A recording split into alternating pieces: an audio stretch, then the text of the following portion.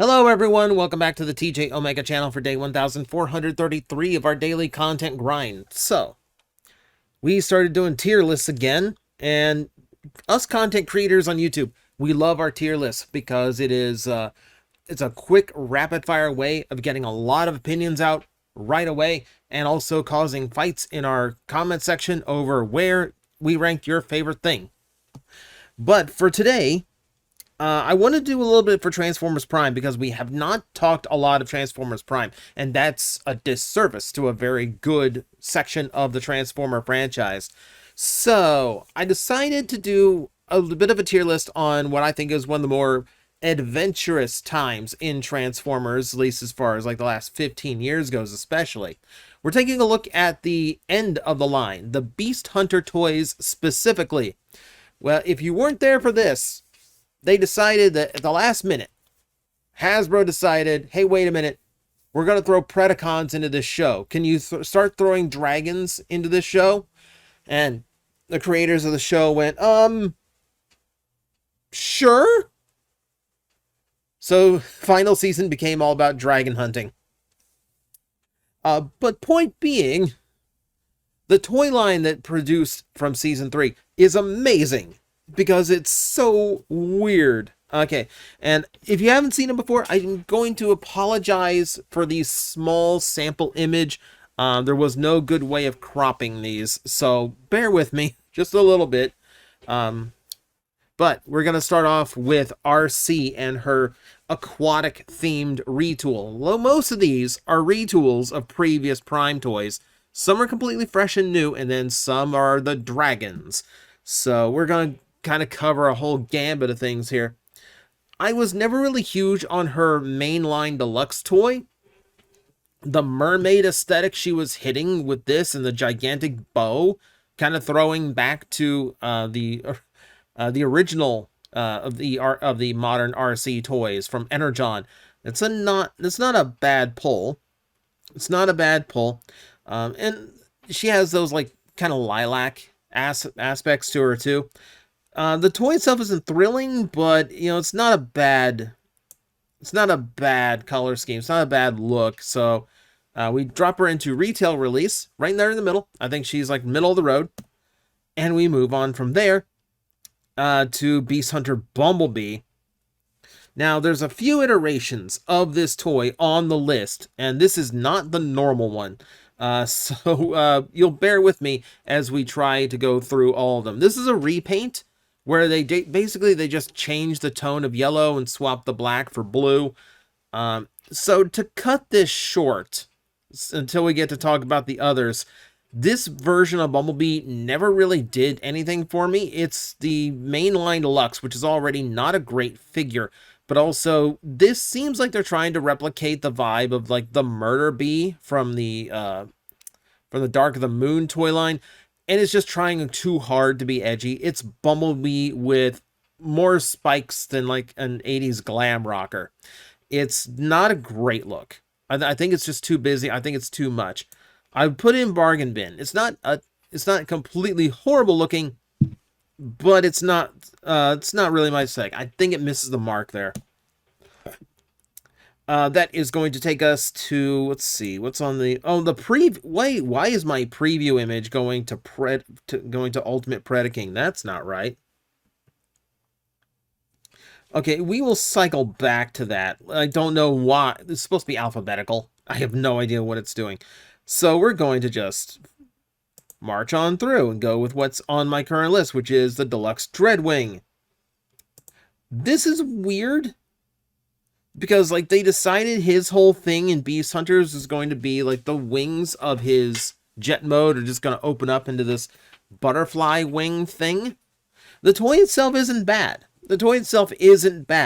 They just kind of went with this like multi-wing thing in the vehicle, you know, the robot mode, and then big spear weapon. That was the other thing a lot of the Beast Hunter toys did, was like really big weaponry, melee especially. So I don't think it's like boring. If anything, I think it's just like a low usage of the theme. So I'm gonna put a premium, but it's probably gonna end up on the low end of the premium. Because I'm gonna count the fact that it's still a really good toy. And the overall theme of the retooling is just, it's weird, but it's interesting. Okay, Ratchet. Okay, so yes, the base toy of this is good. Now, I do believe this version is missing the accessories that help make it good, because this had very clever accessories in its original release. And I gotta be honest, I really, really do not like this retooling. All the other retoolings seem to be more... You're either very spiky and extreme, or you've taken on animalistic elements, and the animalistic ones were always more fun. Ratchet, for some reason, goes in as a complete opposite color. He's this asymmetric cyborg-looking thing now, and his vehicle almost has, like, stone textures to it.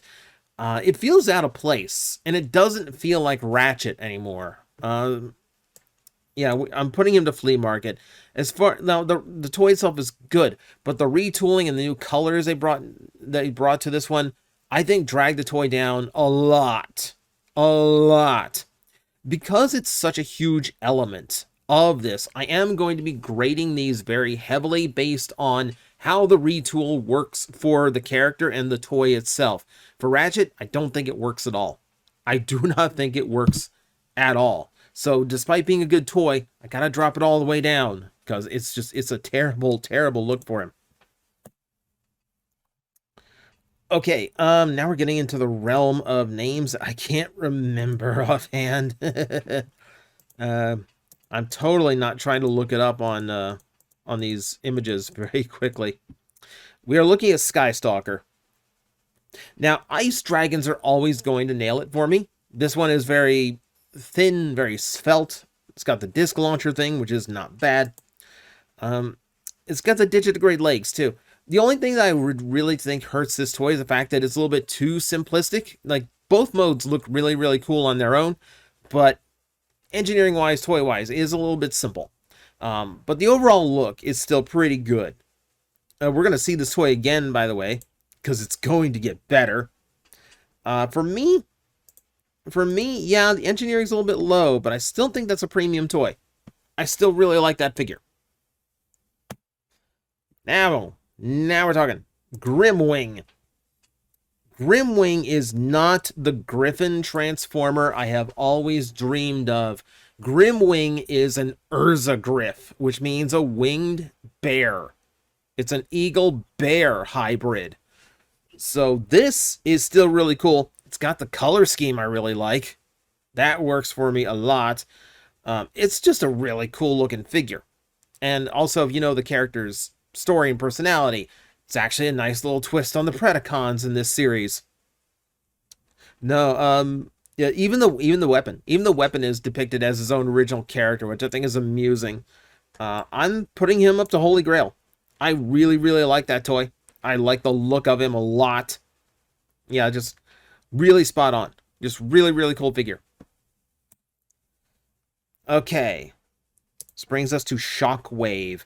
I don't think there's a debate on this one. I'm just gonna immediately just pluck him right up to the top of Holy Grail. So aside from the fact, the Shockwave toy itself is very accurate to the show and very, very cool. It's a very cool looking Cybertronian, like really mean take on Shockwave.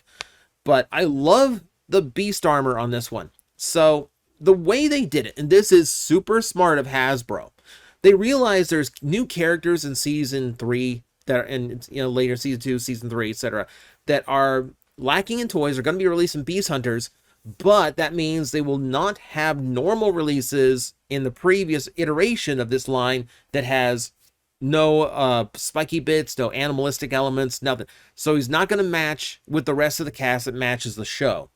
So in a very smart move, they took these brand new characters that hadn't had toys yet, and they made the armor optional. They made all the spiky bits optional. Shockwave does have this very like alien Cyclops thing going on with his armor. It's cool looking, but it is entirely optional. You can just take it off and ignore it if you want to. And the base figure underneath it, still really, really good. I like the spinning cannon gimmick too. So it's one of those gimmicks that makes sense for the character and doesn't really get in the way. Yeah, very happy to add him to the top of everything. All right. It's the Ultra Magnus that's retooled from the previous year's Optimus Prime, the normal Voyager retail release Prime. Yeah, this is a retool of that. It's adding a big wing pack, which Magnus never used in the show. And because of its residual designs, it's not a very clean figure.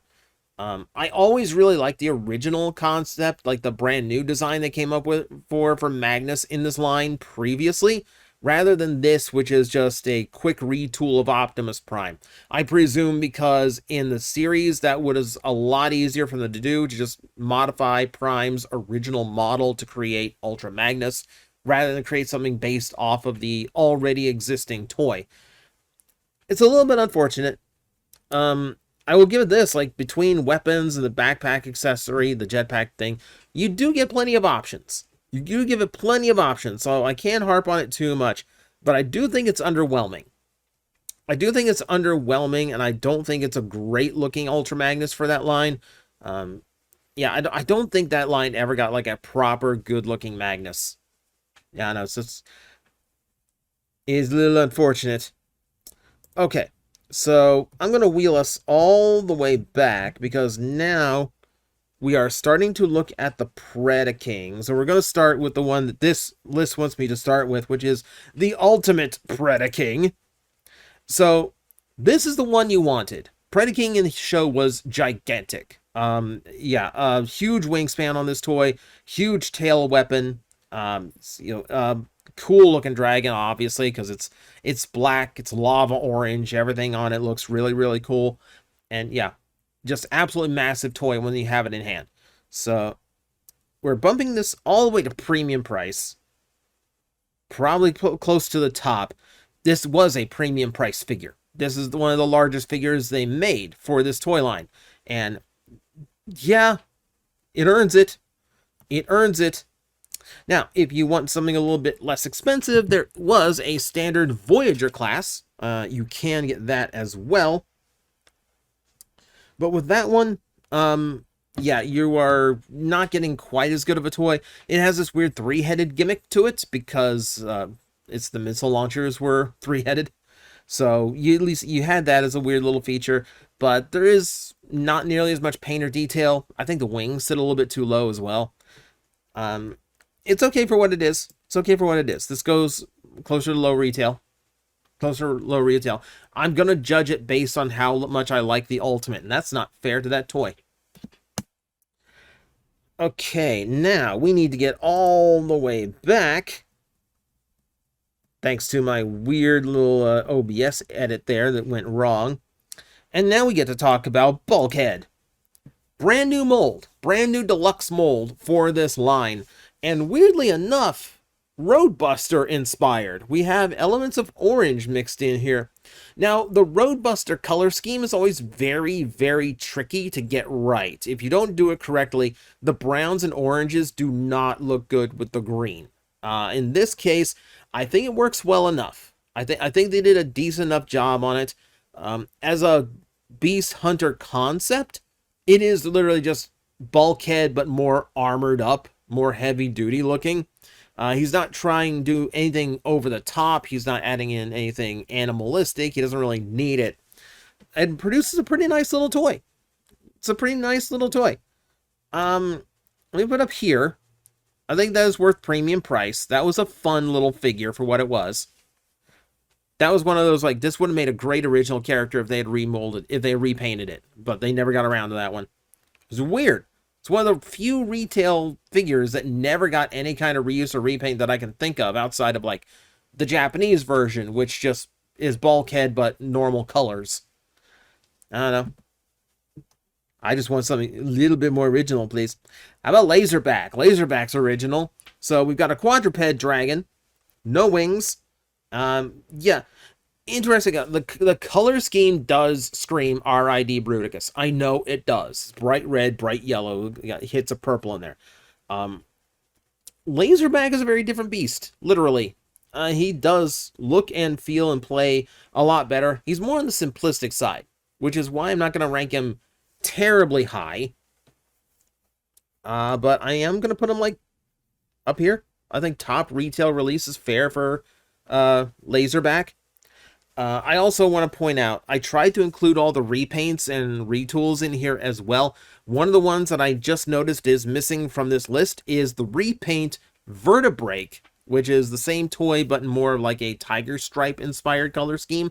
That one does look cool too. I'd probably put it just below this color, just as a personal. It could go below or above depending on my mood of the day. I think they're about even. Okay, moving right along. Let's see. Yeah, now into Smokescreen. There's another one where the screenshot's way too tiny. I do apologize for that. I do apologize to that. I'm a little bit rushed today. It's been a lot of reorganizing in the store today. I have my final battle in my D&D campaign of scheduled conflicts tonight. If you're watching this episode on the day, 9 p.m. Eastern over on Gob the Cookie Goblin's Twitch channel. I will be linking it around my usual spots when it's time to go live. I am nervous. I am nervous.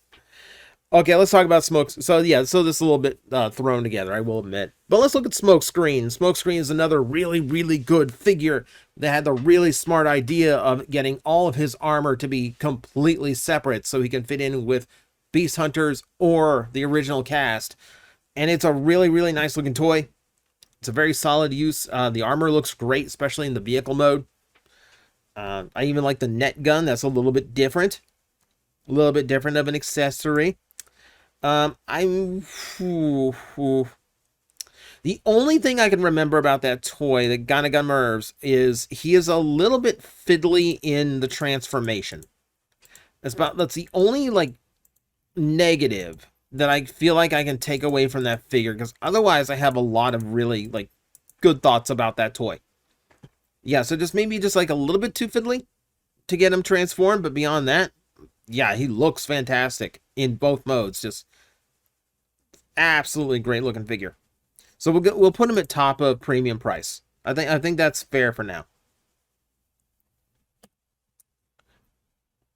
Okay, that takes us into the new Starscream, and this is another one where it's just like, it's a brand new mold, but we kind of just made Starscream a little pokier. In this case, they didn't even really change his colors all that much. He kind of went from like a neutral, like pale blue color to a neutral pale brown color. Both shades that could be just mistaken for dull metal. And this doesn't look as good, honestly. Like, it just feels like this one's kind of uninspired. The hits of yellow are okay.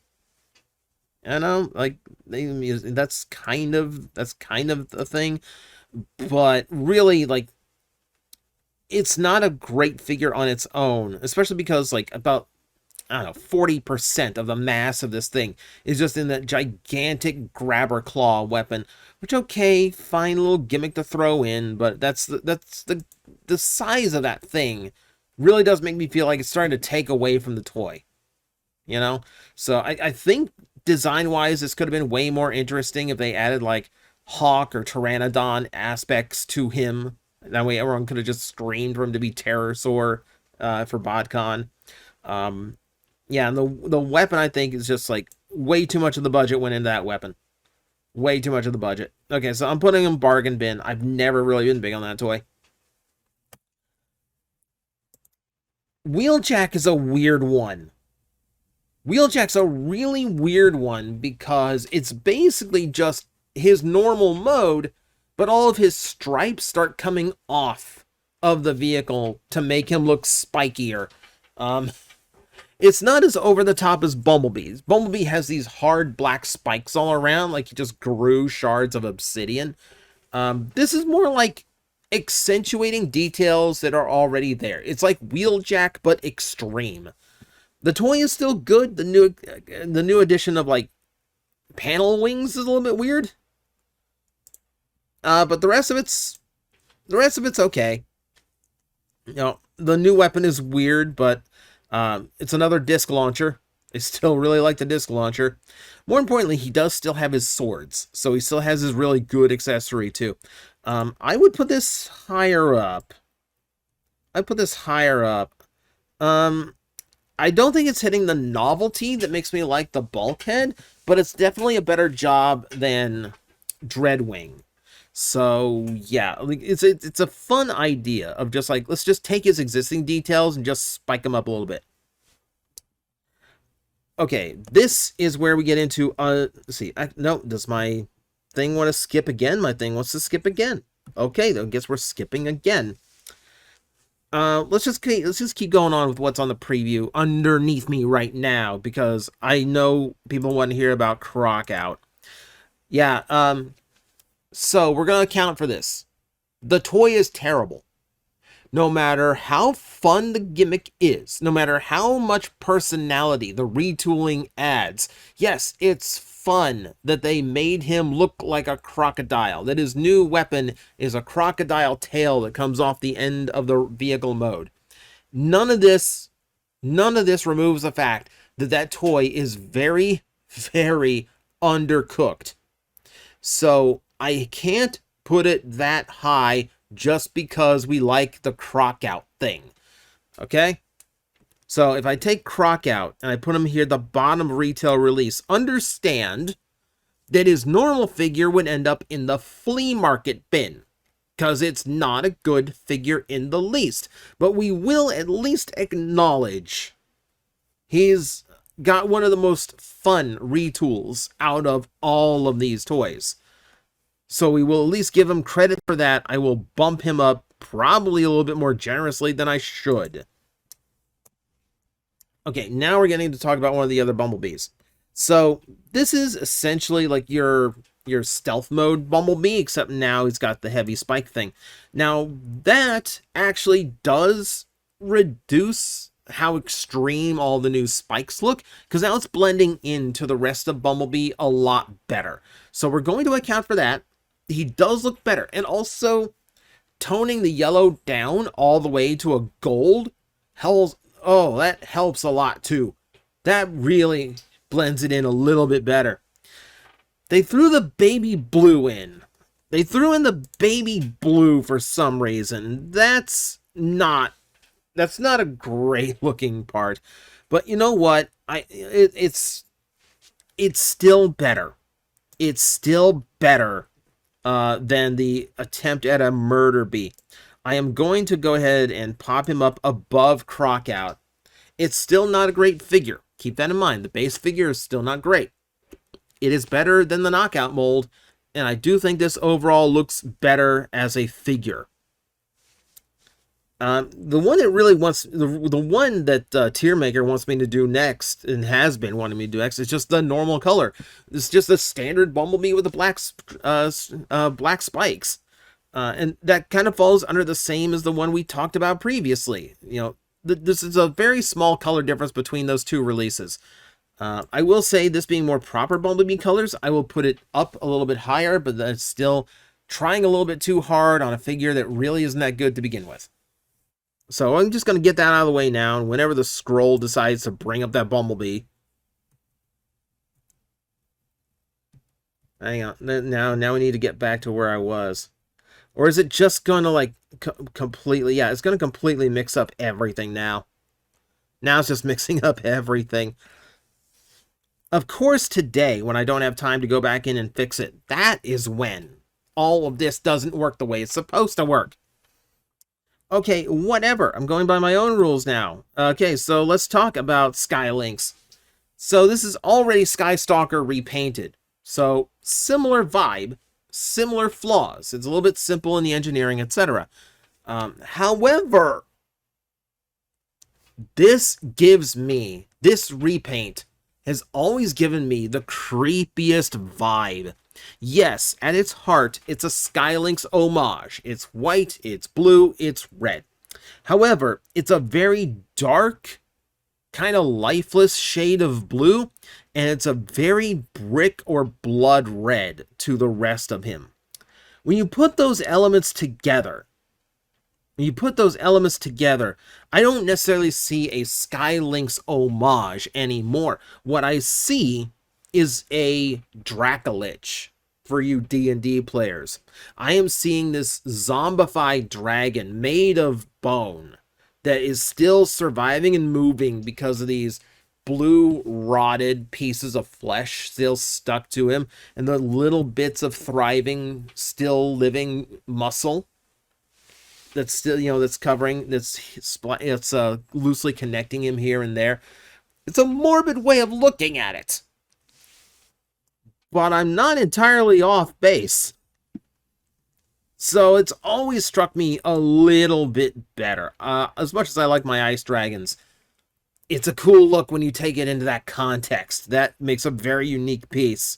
Even if it wasn't intended. I guarantee it was not intended for them to make a zombie dragon transformer. Cool as that would be. Okay, what do you want me to do next? We did the Bumblebee. Ripclaw, now we are talking. Ripclaw, best girl in this series, by the way. So she avoids the Christmassy colors by going for like a more like teal rather than closer to green. So good on you there. I like the way that she is shaped with the wings and the shoulder armor. This is as close to like a standard normal dragon you get without having to go up to like Predacon prices, by the way. And then, yeah, that big grabber tail was always the thing everyone loved about this character.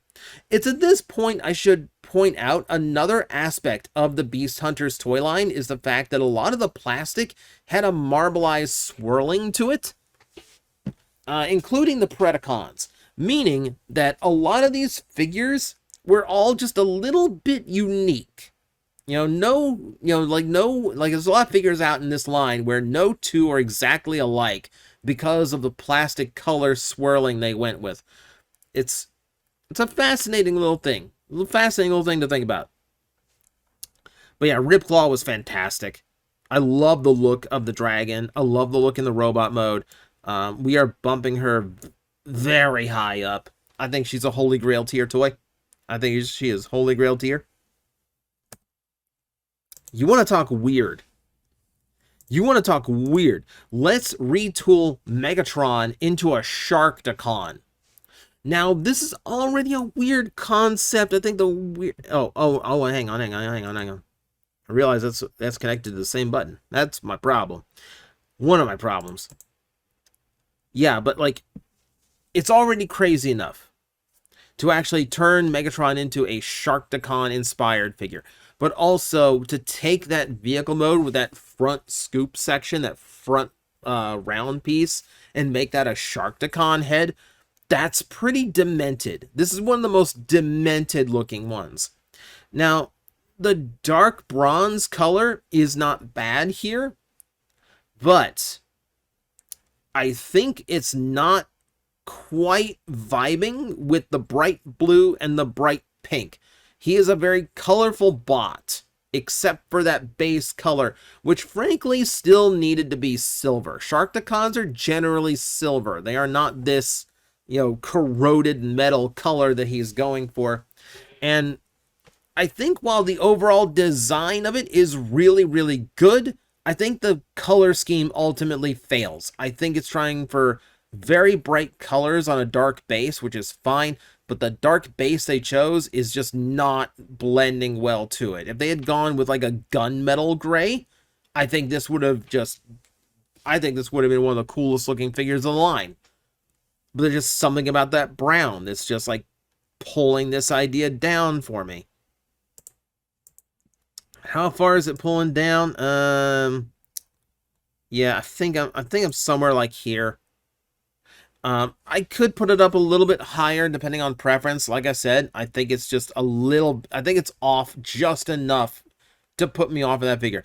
To be fair, I never did buy that toy because, as stated, the colors are just a little bit much. Either the amount of excess colors needs to be toned down, like that bright blue especially, or they needed to go with a flatter, like more neutral color in the base figure. Either or would have helped. I think it's just a little bit too busy as is. And I think the colors are not meshing. Alright, Soundwave. So ironically, Soundwave here appearing much closer to his G1 color scheme. So you have that. It's the closest he got to being in G1 colors here in North America. Let's see, you do have the new grabber claw weapon, which is rope attached launching. That's all fine and well. The neat thing about this toy, is the fact that they replaced Laserbeak with Ravage. Same slot in the chest, just switches up and forms differently. Yeah, so he gets a different minion, and that's a really, really cool trick to pull. So yeah, you get Ravage, and the overall color scheme isn't bad. Again, they're like really liked throwing browns into a lot of these, and I don't think it ever really helps them. But it's not hurting him too badly here, and he'd probably look a lot better with Ravage out, because that would take a lot of the brown out of the chest, which is where it's bugging me. And then like the vehicle mode, the retooling, and then they added some spikes. Like, it's nothing extreme or anything. So it's still a pretty good toy. It's still that Deluxe Soundwave, which is still pretty good. Yeah, I think... Yeah, I think the inclusion of Ravage bumps you up to that point in premium.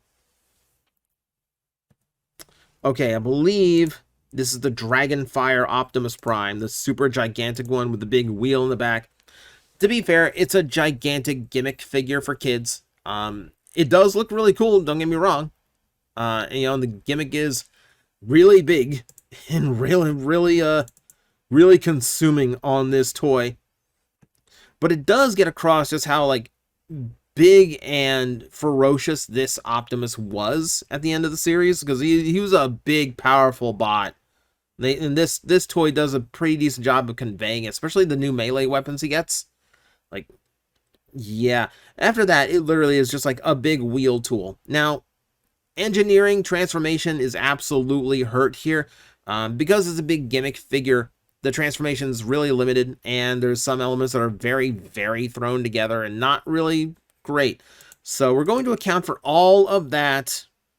I will put it at top of retail release, but I do think it falls short of being like a really grandiose figure. Okay. So, once again, it's going rogue on me. Now we're doing the Cryotech repaint of Predacons. This one's okay. Again, you're dealing with ice dragons, and I think this one does hit a very different tone, because the entire toy is now kind of uniform in its color scheme, rather than like going with the contrast of like the black and the orange, which creates this nice lava aesthetic that I like. But this going in as all silvers and whites with like minimal black hits here and there to break it up, I think this looks a lot better than the standard Predacons. I think this looks a lot better than your standard Predacons. I put that one down here, middle retail release. It's still kind of a simplistic toy, so I can't put it up terribly high. But I do think it looks better than that Megatron, so there you go. He gets to go there. I never got that version either. I really should have. Because it is a cool looking piece. Okay, that takes us to Dark Steel. It's a repaint of a toy I already put at the top. It's just a matter of personal preference on color scheme. So we can just kind of grade it on that. If I can put Grimwing at the top, then I think a Dark Steel can go just below. Because I do like the green and the gray better than the blue and the black, but that is entirely preferential. And we're going to cap it off with the new Voyager Optimus Prime. Again, that new beefed up aesthetic, which does come with a simplification of how he transforms, which is a little bit unfortunate. But it is handled better in this toy than it is the big Dragonfire one, because, frankly, it doesn't have a bunch of gigantic gimmicks cramming into it and forcing it to be a little bit lesser of a toy. So, this one's okay. This one just kind of comes across okay as a result. It looks pretty good, but it's...